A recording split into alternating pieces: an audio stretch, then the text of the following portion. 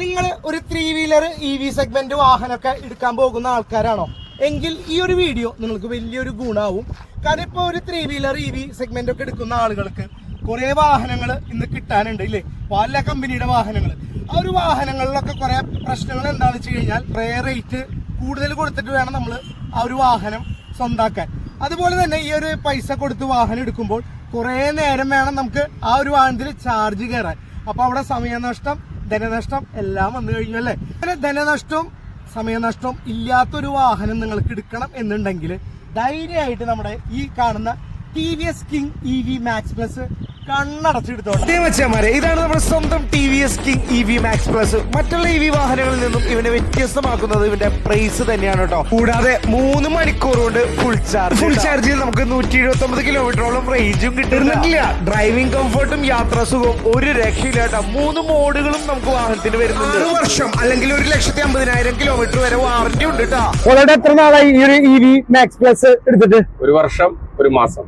എത്ര കിലോമീറ്റർ ഓടിയുണ്ട് വാഹനം? 60,911 കിലോമീറ്റർ ഓടിയുണ്ട്. ഒരു കാര്യം ചോദിച്ചോട്ടെ, കുറെ വില കൊടുത്തിട്ട് കുറെ നേരം ചാർജ് കുത്തി വെച്ചിട്ട് നമ്മുടെ ആ സമയങ്ങളും കാര്യങ്ങളൊക്കെ കളഞ്ഞിട്ട് വാഹനം എടുക്കണേല് ആണ് നല്ലത്? പെട്ടെന്ന് ചാർജ് കയറി അത്യാവശ്യം നമുക്ക് ഓടുന്ന റേഞ്ച് കിട്ടിയിട്ടുള്ള വാഹനം എടുക്കുന്നതായിരിക്കും നല്ലത്. നമുക്ക് സമയമാണല്ലോ മുഖ്യം. സമയം, അതായത് നമ്മുടെ ഈ ഒരു വാഹനം എടുത്തു കഴിഞ്ഞാൽ സമയത്തിന് നല്ല വാല്യൂ കിട്ടും അല്ലേ?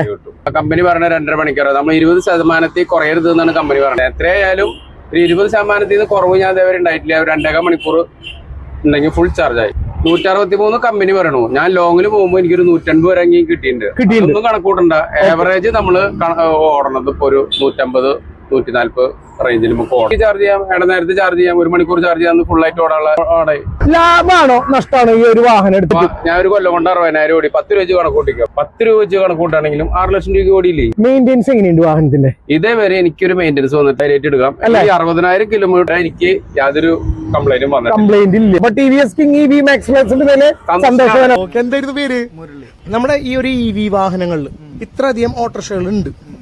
എന്നിട്ട് എന്തുകൊണ്ടാണ് നമ്മുടെ TVS King EV Max Plus എടുക്കാൻ കാരണം? റേറ്റിൽ വളരെ വ്യത്യാസങ്ങളുണ്ട് മറ്റേ കമ്പനികളായിട്ട്. മറ്റുള്ള വാഹനങ്ങൾ റേറ്റ് കൂടുതലാണ്. അപ്പൊ നമ്മള് കുറവ് നമ്മളെ കയ്യിൽ ഒതുങ്ങാവുന്ന ഒരു റേറ്റിൽ നമ്മൾ ഈ വണ്ടി എടുക്കും. ഗുണം എന്ന് പറഞ്ഞാൽ നല്ല മൈലേജ് കിട്ടുന്നുണ്ട്. അവർ പറയുന്ന ചാർജ് ഏതാണ്ട് കിട്ടുന്നുണ്ട്. നമ്മൾ ഇതൊരു 3:4, 3:10 അങ്ങനെ ടൈമിൽ ഫുൾ ചാർജ് ആവുന്നുണ്ട്. ഓക്കെ, അപ്പൊ സമയവും വലിയൊരു ലാഭം അല്ലേ? ഇന്നത്തെ ലോകം എന്താ പറയാ, ഓടിക്കൊണ്ടിരിക്കാണ്. ഒന്നിനും സമയമില്ല. എത്ര കിലോമീറ്റർ ഓടും ഒരു ദിവസം? നമ്മളൊരു 150 കിലോമീറ്റർ ഓടും. ഇപ്പൊ ലോങ് വിളിക്കാൻ നമ്മൾ അതിൽ ചാർജ് വേണ്ട. അപ്പൊ നമ്മൾ ഉച്ചയ്ക്ക് ചോറിനുമ്പോ കുറച്ചു നേരം കുത്തിയിടുക. അപ്പൊ ഫുൾ ടൈം ചാർജിൽ കിടക്കും വണ്ടി. ചെറിയ ഒരു വിലക്ക് നമുക്ക് നല്ലൊരു EV വാഹനം കിട്ടും ചെയ്തു.